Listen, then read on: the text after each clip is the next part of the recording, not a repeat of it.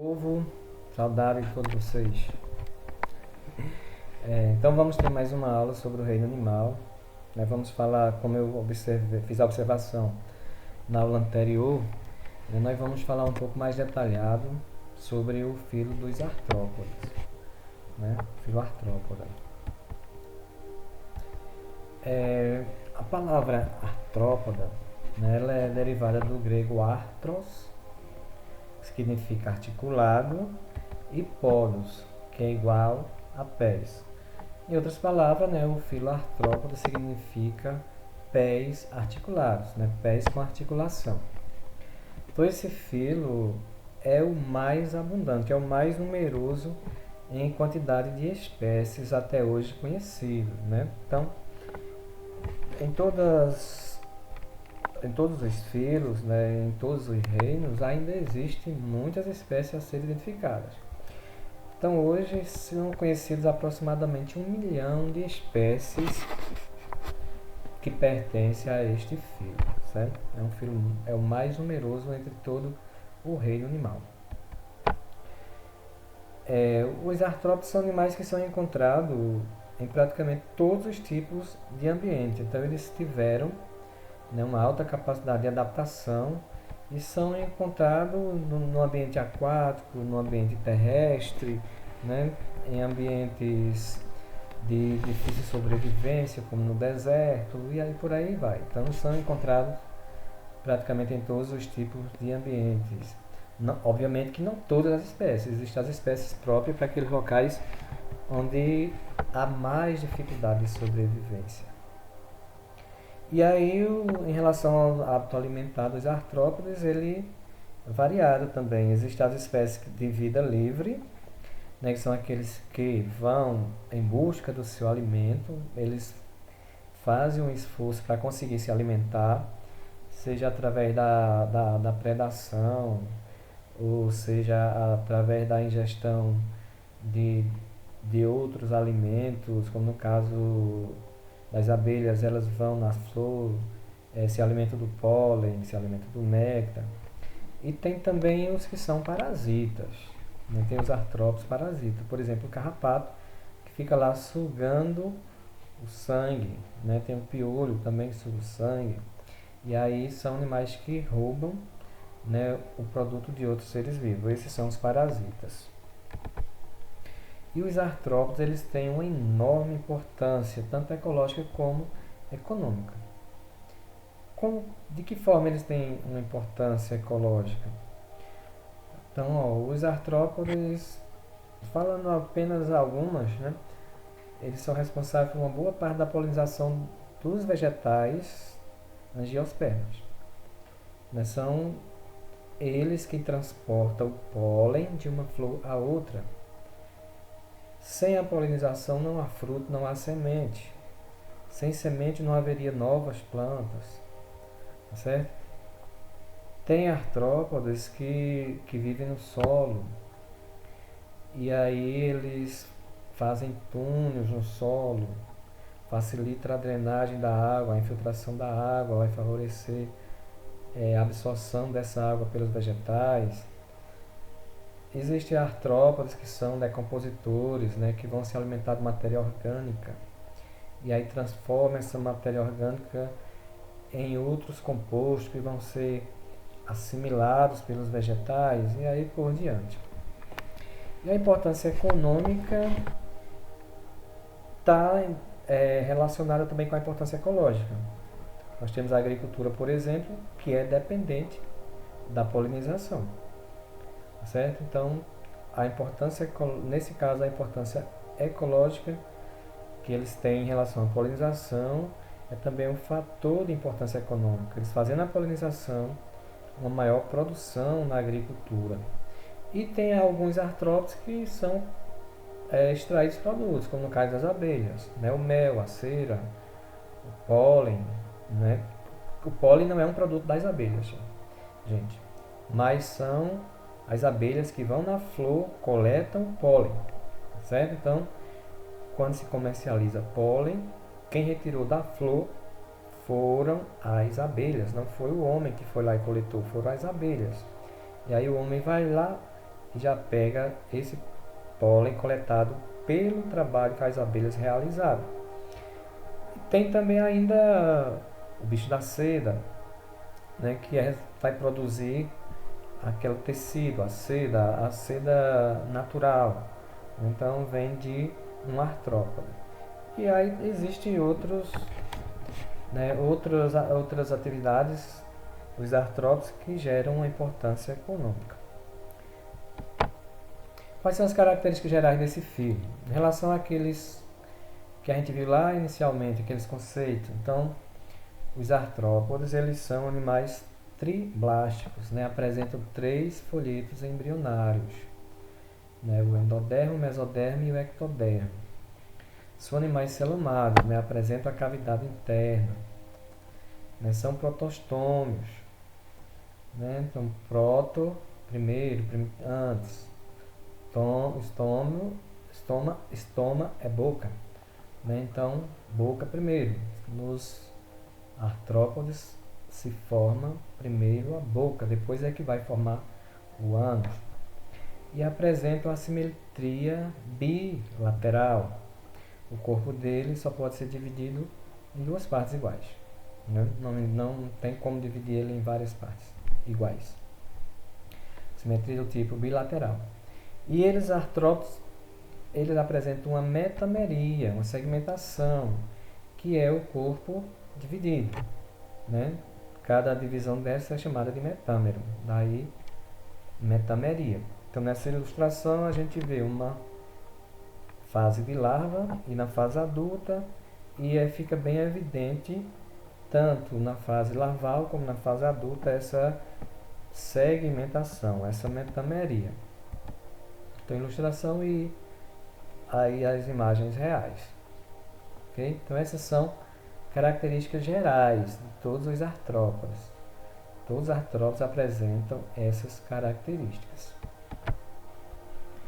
Outra característica dos artrópodes é a presença de exoesqueleto. Exo, fora, né? Externo. Então os artrópodes têm um esqueleto externo. É uma novidade. Certo? Então os outros filos anteriores às artrópodes não apresentam esqueleto, okay? Nem interno e nem externo. Outra novidade, né, dos artrópodes, que é o que dá nome ao filo, né, a presença de pés. Okay? Então, se você relembrar, você vai ver os poríferos não possuem pés, platelmintes, nematelmintes, né, moluscos, anelídeos. Então, os artrópodes traz essa novidade: a presença de pés e a presença de exoesqueleto. Então, o exoesqueleto vai revestir externamente o corpo dos artrópodes. E esse exoesqueleto, ele é constituído por quitina, né, um polissacarídeo, um carboidrato. E esse esqueleto externo traz para eles certas vantagens comparado aos outros animais que surgiram anterior aos artrópodes. Mas como eles têm exoesqueleto, como é que eles conseguem fazer a flexão nas articulações? Nas articulações, esse esqueleto ele é formado por uma camada mais fina. E aí, essa camada fina vai permitir que exista uma flexibilidade. E aí eles conseguem mover, né, as asas, as pernas, e aí por diante. Em alguns artrópodes, né, além da quitina, o exoesqueleto é impregnado externamente por carbonato de cálcio, né, formando couraças duras e espessas. Quem tem esse exoesqueleto ainda revestido, né, impregnado por carbonato de cálcio, são os crustáceos, os siris, caranguejo, as lagostas. Não são todos artrópodes, são esses aí, né, os crustáceos. Então, como eu falei, esse exoesqueleto ele traz certas vantagens em relação aos outros animais que não possuem o exoesqueleto, Que vantagens são essas? Uma delas é a proteção. Tá certo? Então o exoesqueleto vai dificultar a predação. Okay? Então vai servir como uma proteção. Isso não impede, gente, que eles sejam predados por outros animais, mas dificulta, certo? Então, por exemplo, um pássaro se alimenta de um besouro, mas aí, digamos, uma formiga se alimentar de um besouro que tem um exoesqueleto mais rígido, vai ser mais difícil, né? Então, esse exoesqueleto traz para eles como vantagem proteção. Outra vantagem é que a quitina é impermeável. A quitina sendo impermeável, eles não vão perder água com facilidade para o ambiente. Tá certo? Eles não vão perder líquido para o ambiente. Isso é uma vantagem adaptativa. Tá certo? Então, essa vantagem, esse exoesqueleto é novidade, traz isso como vantagem, né, a redução na perca de líquido, e isso é o que se explica o fato dos artrópodes serem bem numerosos. Porque com a adaptação do exoesqueleto, com o impedimento da perca de líquido, vai gerar para eles, aliás, né, uma melhor adaptação a determinados ambientes. Ok? Então, isso são algumas das vantagens do exoesqueleto: a proteção e a impermeabilidade da quitina, que vai impedir a perca de líquido para o ambiente. E como vai acontecer o crescimento nos artrópodes, já que eles têm um exoesqueleto rígido, né? Então, imagine o pintinho dentro do ovo, né? Ele começa a crescer lá dentro, vai se desenvolvendo, vai crescendo. Para ele continuar crescendo, ele vai ter que romper a casquinha do ovo e sair. Então é mais ou menos isso, né? O artrópode tá lá, a casca do ovo seria como, fazendo uma analogia, seria como um exoesqueleto. E aí, como é que é possível acontecer o crescimento, já que o corpo deles, dos artrópodes, está dentro desse exoesqueleto, que é rígido? Ora, para que aconteça esse crescimento, se faz necessário que os artrópodes façam a muda desse exoesqueleto. Esse processo de trocar de esqueleto, de mudar de esqueleto, é chamado de ecdise. Então, os artrópodes eles fazem trocas periódicas desse exoesqueleto. E aí, esse fato deles estarem trocando o exoesqueleto antigo, rígido, por um novo que é flexível, permite com que eles cresçam. Tá certo? Então, ecdise é o nome para a muda do exoesqueleto feito pelos artrópodes. Como é que é realizado isso? Então, a epiderme dos artrópodes vai secretar um novo exoesqueleto sob o antigo, né, embaixo do antigo. E o exoesqueleto antigo, por sua vez, ele vai se fender, tá certo? Ele vai ser rompido na maioria das vezes. Essa ruptura ocorre na região dorsal, na região que a gente chama popularmente de costas, certo? Por onde o animal sai com um novo exoesqueleto ainda em formação. E aí, se esse novo exoesqueleto ainda está em formação, ele está flexível e permite que o animal cresça mais um pouco. Então, nessa ilustração, isso é um exoesqueleto. Aqui ele está saindo já. Nessa outra mesma coisa, aqui de uma cigarra, o exoesqueleto e a cigarra saindo aqui, né, então, pela região dorsal com um novo exoesqueleto. Esse exoesqueleto trocado, né, digamos antigo, velho, é chamado de exúvia. Exúvia é o nome que se dá ao exoesqueleto que foi substituído por um novo. Então, ecdise muda. Exúvia é o exoesqueleto antigo. Então, o crescimento nos artrópodes ele acontece de uma forma diferente de outros animais. Né? Os outros animais eles têm um crescimento constante, né? Até um determinado período. Nos artrópodes, o crescimento ele é periódico, ele não é um crescimento constante. Então, nesse gráfico, a gente tem uma ilustração de como é que ocorre esse crescimento. Então, tem períodos de crescimento e tem períodos de onde está estagnado, não há crescimento. Então, o crescimento vai coincidir com o início da muda do exoesqueleto, né, com a ecdise, até um determinado ponto. Depois vai parar de crescer até que ele faça uma nova muda.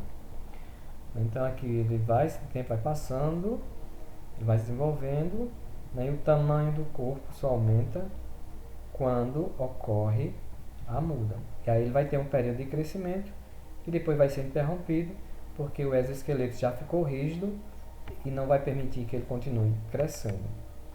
Tá certo? Então, esse é o crescimento que acontece, esse é o gráfico básico que descreve o crescimento de um artrópode. Esse outro é o gráfico que descreve o crescimento de um animal que não tem exoesqueleto, que não realiza ecdise. Né? Então ele vai crescendo constantemente até uma determinada fase de sua vida, onde vai interromper esse crescimento, não cresce mais.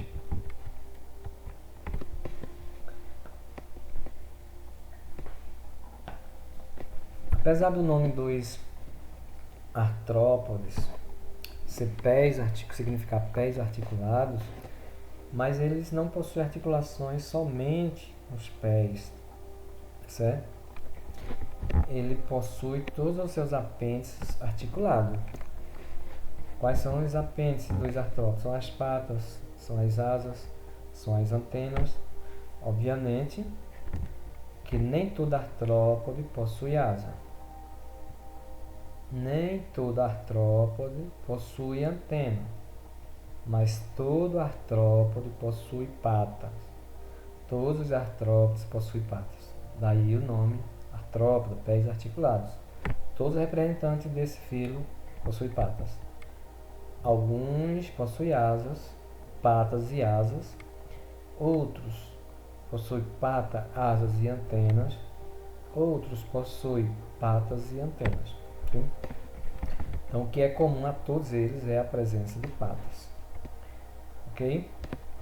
Então, embora o nome do filo faça menção apenas aos pés, o corpo de artrópode possui muitas outras articulações.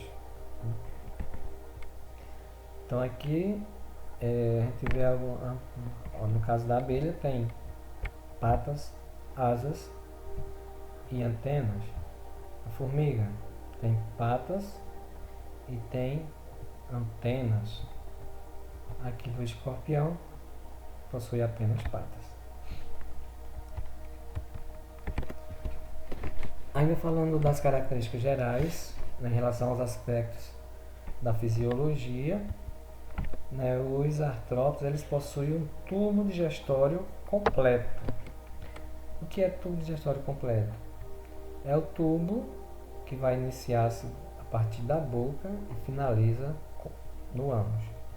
Tá certo? Então, os seres que têm tubo digestório completo, os animais que têm tubo digestório completo, são aqueles em que vai ter boca e ânus. Tem um tubo que liga a boca ao ânus. O sistema circulatório nos artrópodes ele é aberto ou lacunal. O que é um sistema circulatório aberto ou lacunal?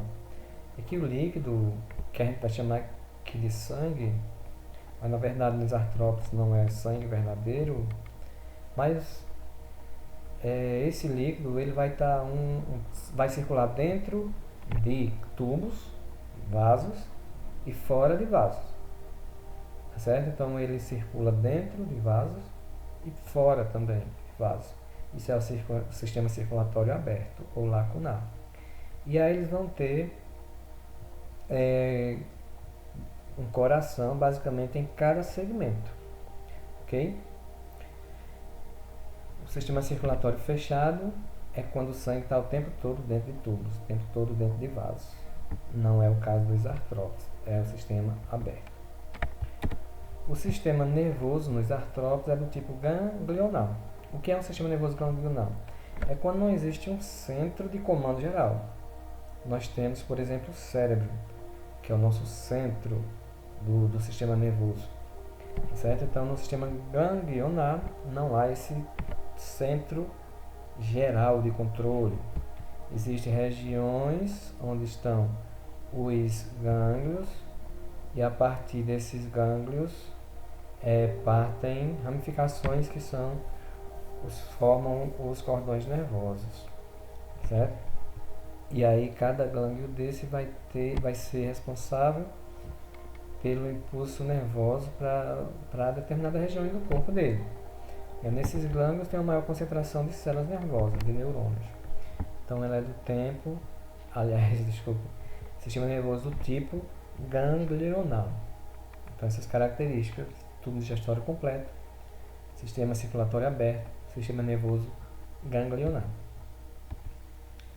Os artrópodes eles possuem órgãos do sentido bem desenvolvidos.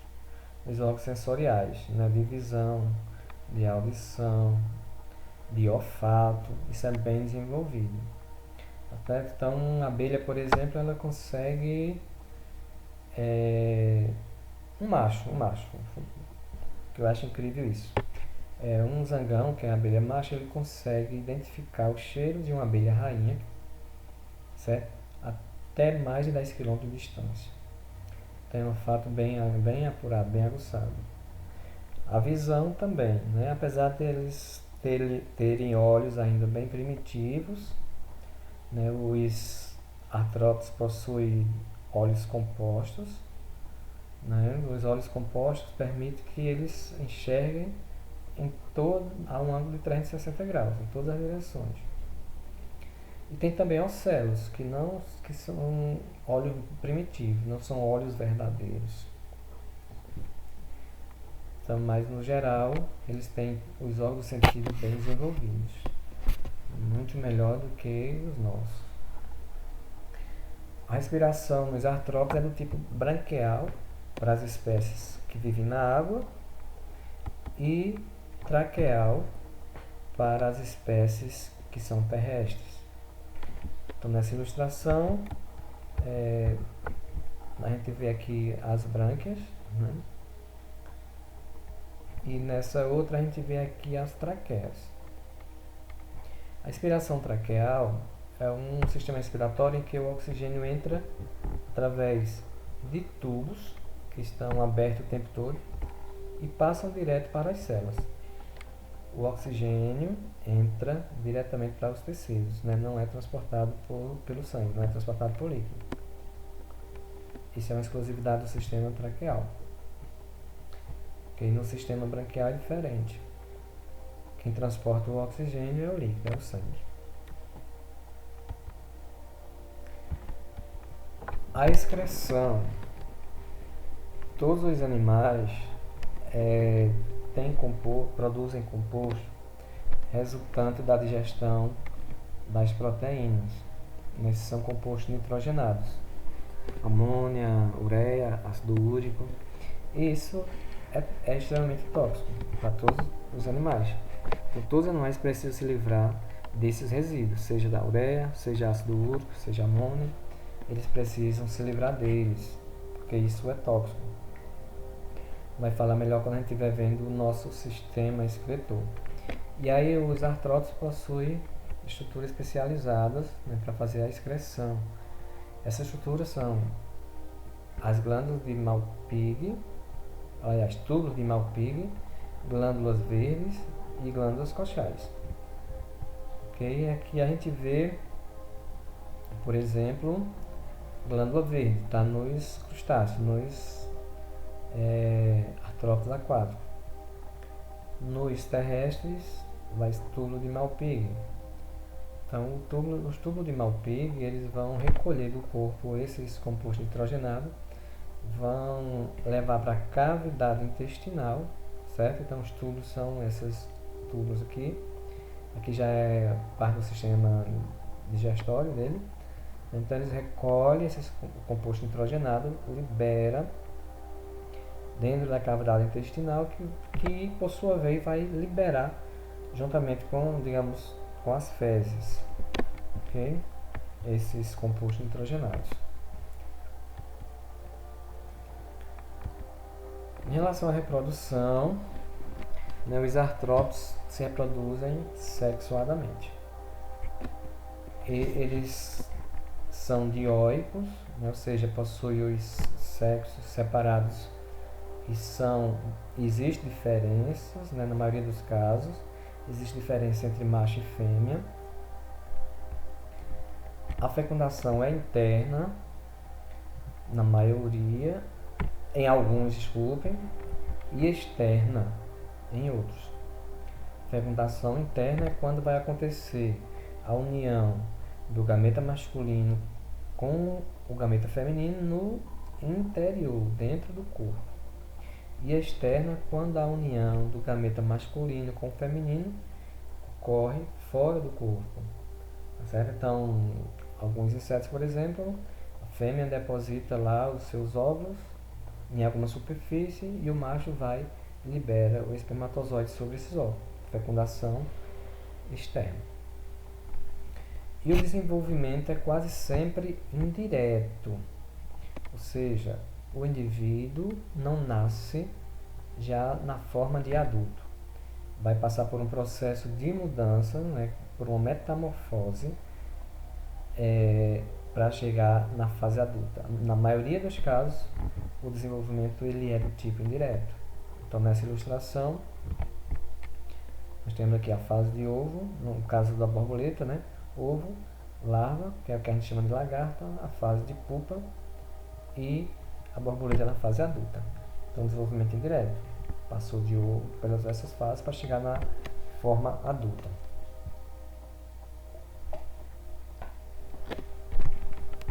Aqui a gente vê o macho, que é o zangão, e a rainha. Então, são diferentes. Macho e fêmea são diferentes. Isso é chamado dimorfismo sexual, certo? Quando macho e fêmea são diferentes. Dimorfismo sexual. E como é que estão classificados os artrópodas? Eles estão classificados em 4 subfilos, que é o subfilo Cheliceriforme, o subfilo Crustácea, o subfilo Hexapoda e o subfilo Myriapoda. No filo Cheliceriforme a gente tem uma classe, que é a classe Chelicerata.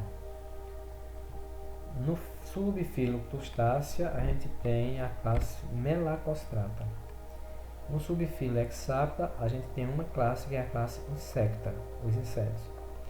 E no subfilo Myriapoda nós temos 2 classes, Quilópoda e Diplópoda. E aqui a gente tem as características dessas classes em relação à estrutura corporal, ao número de patas, né? Basicamente em relação à estrutura corporal, ok? Como é que está dividido o corpo? Qual é o número de patas? Se tem asa e quantas? Se tem antenas e quantas? Então a divisão do corpo aqui na classe Chelicerata, o corpo está dividido em cefalotórax. O que é cefalotórax? É quando não existe uma divisão entre cabeça e tórax. A cabeça está tão unida ao tórax que não existe uma divisão. Então é cefalotórax. E abdômen. Então o corpo é dividido em 2 partes, cefalotórax e abdômen. Número de patas na classe Chelicerata, 4 pares que estão presos no cefalotórax. Então, exemplo, aranhas, escorpiões, carrapato, ácaros, esses animais, todos eles têm 4 pares de patas, tem 8 patas. Se não tiver 8 patas, não pertence a essa classe Chelicerata. Asa eles não possuem e antenas também não possuem. A classe Melacostrata também tem a divisão do corpo idêntica a da Chelicerata, que é o corpo dividido em cefalotórax e abdômen. O número de patas são 5 pares ou mais, certo? Então, o mínimo é 5. Não existe Melacostrata com menos de 10 patas. Tá certo? É 10 ou mais, 5 pares ou mais. Vai dar um número de 10. Não possui asas e possui 2 pares de antenas. Exemplos: camarões, siri, lagosta, caranguejo, as cracas, tatuzinhos de jardim. Na classe insecta, a gente tem o corpo dividido em 3 partes: cabeça, tórax e abdômen. 3 pares de patas que estão presas no tórax, certo? Aí o nome aqui é hexápoda, hexa 6, poda pés, 6 pés. Então todos esses insetos possuem 3 pares de patas que vão ser 6 pés. Nos insetos pode haver 1 ou 2 pares de asas que vão estar presas no tórax. E há espécies que não possuem também nenhum par. Antenas, então isso aqui é variável, depende da espécie. Pode ser, isso aqui é fixo, gente, ó. É fixo. Todo inseto tem 3 pares de patas. O número de asas não é fixo. Tem inseto que tem somente um par, tem inseto que tem 2 pares, tem inseto que não possui asas. O número de antena é fixo nos insetos. É um par de antenas. Então as abelhas, baratas, pulgas, cupins, gafanhotos, piolhos,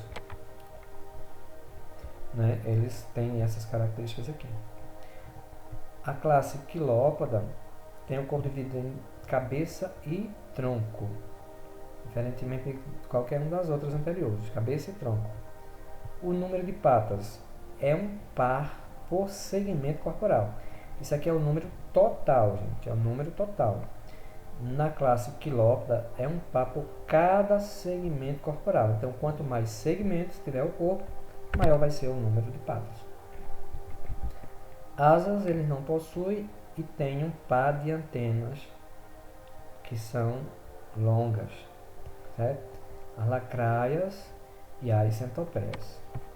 Isso aqui é ilustração de uma lacraia, que a gente conhece comumente como piolho de cobra, é a lacraia. A classe Diplópoda é também diferente aqui, ó. Aliás, diferente não, igual aos insetos. Cabeça, tórax e abdômen. Patas é um par em cada segmento do tórax e 2 pares em cada segmento do abdômen. Eles têm o corpo dividido em cabeça, tórax e abdômen. Na cabeça não tem patas. No tórax tem um par em cada segmento, que geralmente são 3 segmentos no tórax. E 2 pares de pata em cada segmento do abdômen. Aqui é a cabeça, aqui é o tórax, a região do tórax, é um par de patas em cada segmento, e o restante é abdômen, que são 2 pares em cada segmento. Não possuem asas e tem um par de antenas que é curto. Exemplo, piolho de cobra, que é o que a gente chama de emboá, né, ou gongoloso, certo? Isso aqui. Aquele que a gente toca nele, ele se enrola, que aparece muito no período de chuva. Então, gente, essa é a nossa aula de hoje. A gente vai continuar na próxima, ok? Então,